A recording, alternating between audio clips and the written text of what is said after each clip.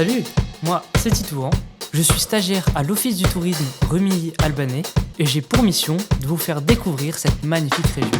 Ensemble, on va vivre un tas d'expériences, découvrir des lieux magiques et aller à la rencontre des personnes qui font vivre l'Albanais.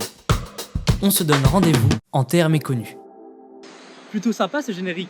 Commençons les présentations. Moi, c'est Titouan, j'ai 19 ans et je vais être le présentateur de cette web-série. Alors, pour rentrer un petit peu plus dans le détail, je suis stagiaire à l'Office du tourisme Rumilly-Albanais et j'ai comme mission d'apporter du contenu audiovisuel pour promouvoir la région.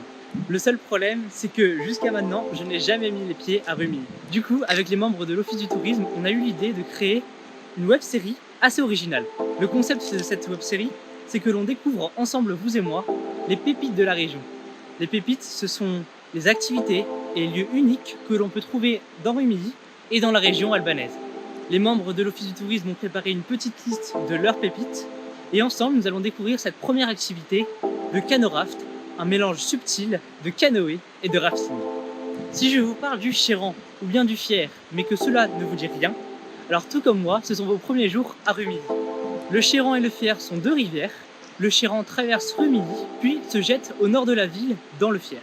Et aujourd'hui, nous allons découvrir ensemble l'une de ces deux rivières, de la meilleure des façons, en faisant du canoraft. Il faut savoir qu'en ce moment, nous sommes en période de crue, soit mars, avril, mai, et que le canoraft est praticable uniquement sur cette période. Pour ce qui est du reste de l'année, il n'y a tout simplement pas assez d'eau pour pouvoir le pratiquer. D'ailleurs, normalement, nous devions pratiquer sur le Chéran, sauf que la crue n'est pas assez importante cette année. Du coup, nous nous sommes donné rendez-vous sur le Fier. Le Fier est beaucoup plus grand que le Chéran, et du coup, on peut plus facilement pratiquer le canoraft. En prenant en compte cette courte période où on peut le pratiquer et le nombre limité de places, cela fait du canoraft une activité vraiment unique. Et aujourd'hui, j'ai vraiment beaucoup de chance de pouvoir vous y emmener.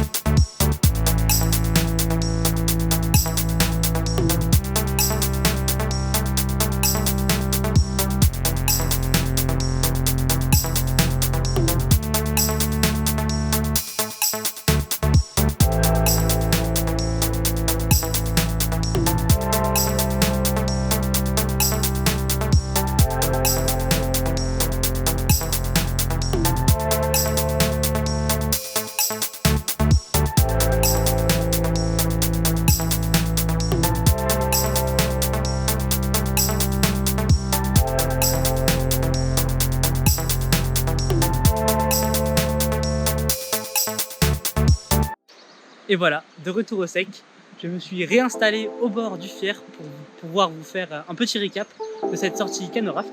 Cette sortie qui d'ailleurs m'a beaucoup plu. D'ailleurs, avant de commencer ce débrief, je voulais remercier Essaonia Esprit Rafting pour m'avoir permis de faire cette superbe activité. Je vais commencer ce récap par les préparatifs. Il vous suffit juste de prendre un maillot de bain, une petite serviette et un petit sac pour pouvoir transporter les affaires sèches. Et le reste de l'équipement est fourni par Essaonia et il faut savoir que les bonnes conditions n'étaient pas vraiment au rendez-vous. Nous avons eu un soleil assez timide, une eau entre 8 et 9 degrés et cerise sur le gâteau, un petit peu de vent. Mais cela n'a pas posé beaucoup de problèmes car on était vraiment très bien équipés. Eau néoprène, salopette néoprène, veste néoprène, chaussettes néoprène, chaussures néoprène, vraiment équipés de la tête aux pieds. Et bien sûr, pour ce qui est de la sécurité, un magnifique casque vert fluo et un gilet de flottabilité.